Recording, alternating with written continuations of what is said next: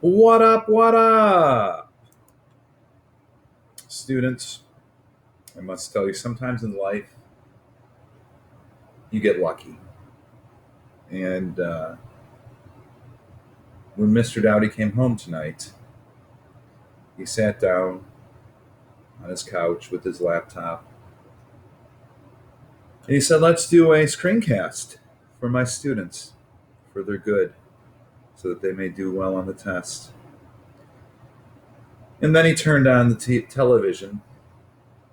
It just happened to be on the same channel that was on when he turned off the television yesterday, which was CNN. And behold, what I witnessed was a Donald Trump rally. I had no idea it was on. No idea. Just turned on the TV. And it was about half an hour of pure awesomeness. As immediately when I turned it on at this Trump rally, Trump is talking, and some protesters in the crowd, a small group of young ladies, were screaming. So, so the crowd starts screaming USA, USA, and Trump starts screaming USA, USA. And then he's like, "Get him out." And this poor small group of young ladies were being pushed out by the security guards. And Donald Trump is like, "Darling, I hope you're a little quieter on the way out." I mean, it's so insulting. And then, and I apologize, you'll be able to fast forward through this. So you might want to for the next 2 minutes if you don't want to hear my rant of the day. Um, Shortly thereafter, the surprise of the night, and I told some of you that Trump tweeted out there would be a big announcement at this rally in Ames, Iowa. The surprise of the night is out comes Sarah Palin. Now, if you don't know who Sarah Palin is, she ran as a vice presidential selection for John McCain when Barack Obama was first challenging to become the president. Ex-governor of Alaska. Now, one thing you'll know about me is I will be sure to admit that I'm not the most stylish person in the world, although tomorrow you may be in for a treat in regards to my style, and that'll just have to remain to be seen. But she comes out, and I don't know why this irritates me. Sometimes in life I get irritated about the small things. She comes out in the most bedazzled outfit I've ever seen in the history of mankind. She literally, and you have to, if you have time, type in Trump Palin rally in YouTube, click last 24 hours so you get it. She comes out in this outfit that looks or makes her look like a porcupine. You should see this thing. I'm like, who chose this blouse? It's like all these metal, different colored metal, like porcupine, what do you call them, quills? You got to see this, man. I'm just blown away, and I'm so fixated on that. But she's also got this like huge bracelet on of the American flag, which I'm like, oh, that is so awesome. But the speech is about 10 minutes, and oh my goodness, it is something to behold. All I would recommend is that you watch it. She is tearing apart the establishment Republicans, which I've talked about that in regards to Donald Trump is not an establishment candidate, meaning the party doesn't really want him. So she criticizes them. She criticizes Barack Obama, saying he's going to be going back home in a year from now, and maybe he'll look, into the city skyline of Chicago and see Trump Tower and then think of Trump as the president. I mean, this is just 15 minutes of complete awesomeness, regardless of whether you believe and support what she says. But oh, what a treat, which sounds really pathetic for me to say that's a highlight of my day. But this just adds another element. She's feeding to the base of Iowan voters. She talks about evangelical Christians. So this is going to went to 100. I don't know if that's a cool thing to say, like you went from 0 to 100 in like I don't know how many seconds. There's some kind of saying like that, but this next 2 weeks before we get to the Iowa caucuses is going to be pretty awesome. But anyways, let's get a little bored. Origins of the American Republic. I'm going to try to get through this really quick, just for your own sake. We talked about this in a lot of the classes, and we did a really nice job today in most periods of talking about, I would say, the difficulties in passing this new Constitution between two basic groups, the Anti-Federalists and the Federalists, if you will, the decentralist idea versus the centralist idea. So what are the sources in writing this Constitution? There are a lot of things we borrow from. Obviously, the British customs and traditions and set up government. We take a little bit of the structure from that.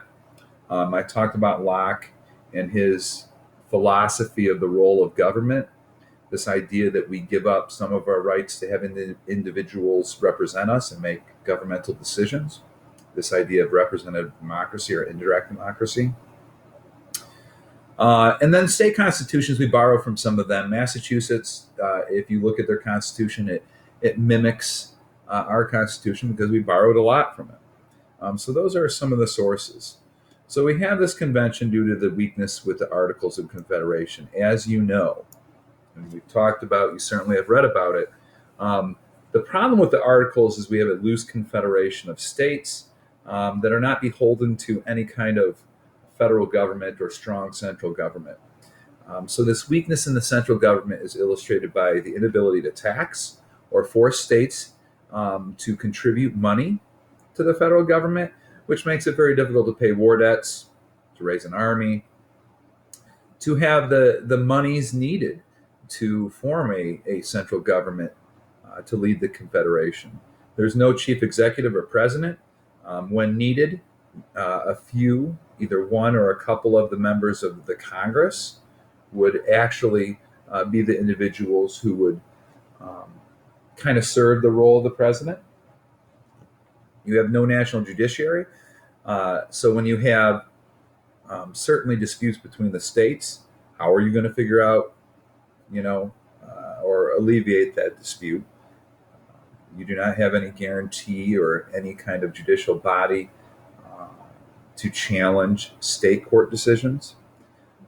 Interstate commerce is a big issue. As you know, commerce at the time or the economy is very regional. So it is not a robust national economy. It's more regional, which leads to certainly difficulties in regards to, of course, the farmers and Shays' Rebellion, prosperity in regards to economic means. And you have no national currency. You have 13 different currencies. So some are strong, some are extremely weak. Again, this particular fact does not lead to a robust economy when you have 13 different currencies. So this political elite holds the Annapolis Convention. This is a meeting between a lot of the founders of the Constitution to discuss ways in which to improve the Articles of Confederation. They don't come up with a definitive answer to how they improve them. They come up with some ideas, certainly some ideas that are represented in the new Constitution, but they don't scrap the Articles yet. It's not till Shays' Rebellion, where you have a small group of farmers that are able to overtake a local government to free farmers who are in jail, that really illustrates to the framers that we've got serious problems here. If we cannot deal with an uprising of a few farmers, it's probably more than a few, then we're going to certainly not have the ability to defend ourselves against other countries. So the delegates come together, as you know, and they are the political elite at the time. There is some argument that the Constitution was crafted in a way to protect the elite, the political elite's economic interests. And I think there are many components of the Constitution that do that. What the heck's going on here? There we go. Little things like that bother me. I probably should not let it bother me, but they do. So the areas of agreement are we're going to scrap the Articles of Confederation, establish a republican or representative democracy of government where individuals elect people to represent them and make public policy decisions. It is going to be based on a written constitution. There is going to be a balanced government, not only between the branches of government, separation of powers, but between the states and the federal government, federalism. So you have this balancing not only at the national level, but at the state to national level, which is very essential because there was a concern that one small group or one interest would become all powerful. That was a big concern, especially with the Anti Federalists. Um, Suffrage, meaning the right to vote for property owners, and a stronger central government is clearly the theme of this new document. Again, the protection of property rights is the main purpose of government, which echoes John Locke's beliefs. So that the idea is that we have a government that will protect the property rights of the citizens. And of course, we need to keep the proceedings secret because essentially you are, what word am I looking for? Disbanding the government, and for a period of time, you really do not have a government. Now we get into the areas, and I talked about today, of Federalists and Anti-Federalists. These are many of the areas which were of concern. One is representation among the states. I should put in here in Congress or in the legislative branch.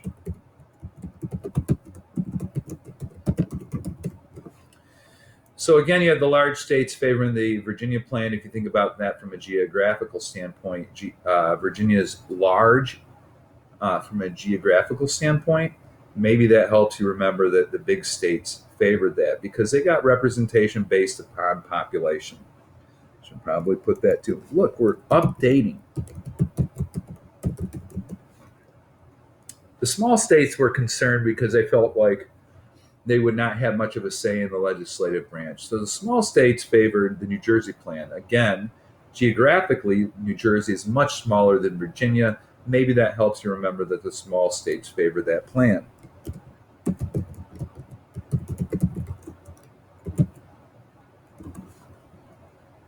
I guess I didn't need to put that, did I, for that one?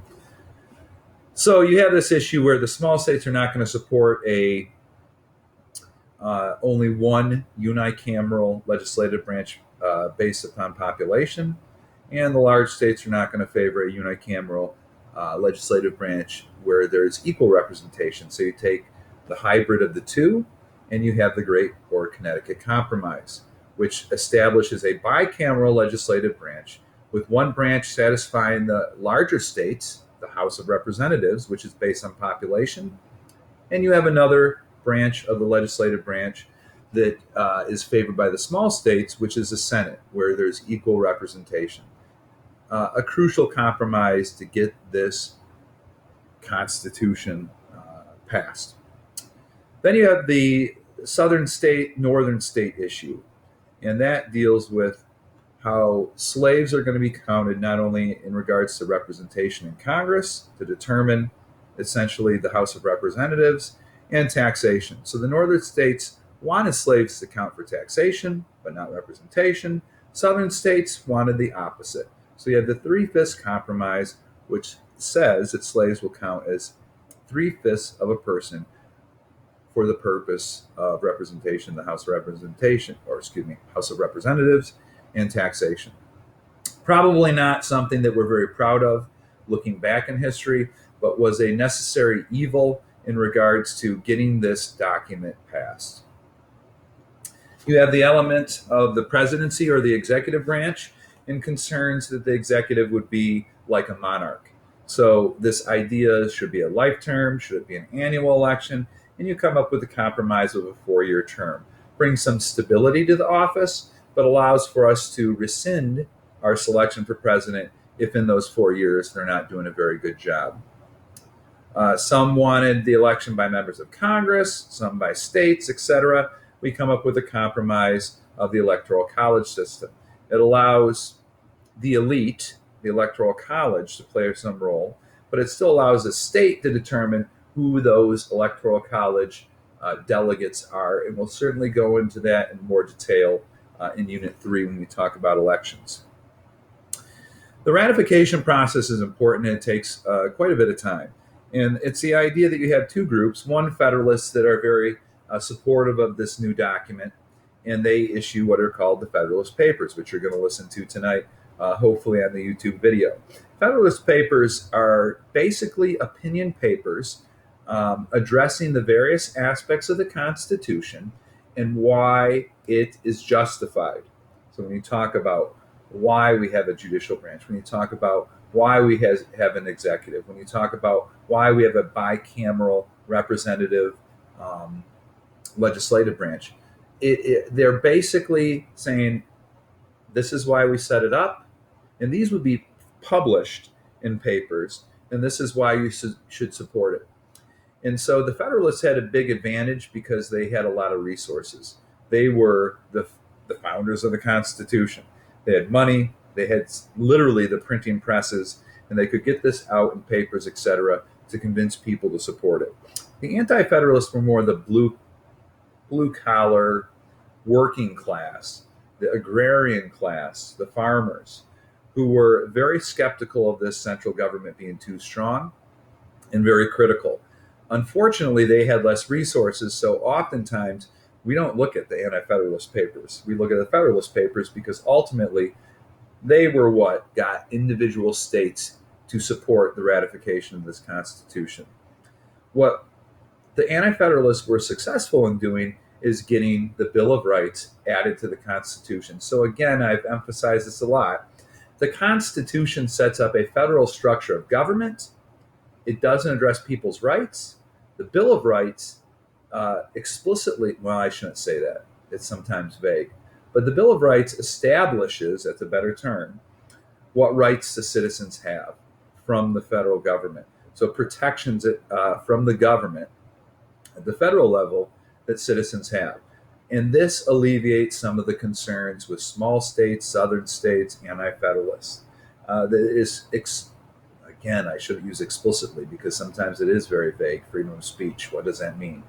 But it does certainly establish a Bill of Rights that begins to establish the rights of the citizens. Very important. I don't think you see this Constitution ratified without the Bill of Rights. So once that's added on, once the process starts after they drafted this structure of a federal government, this starts to get the wheels in motion in regards to the ratification process. And again, we've talked about the Federalist Papers. The Constitution is finally ratified by 9 of the 13 states, eventually by all of them. And here we are, a democracy. Oh, I'm watching Palin and Trump at some diner with some young lady, some girl that looks like she's completely bored. It's like some pizza. Oh, Ivanka. Don't even get me started on her. I better stop now before I say something stupid. I'm sure some of you are thinking you've already done that. But hope you have a good night. See you tomorrow. Peace.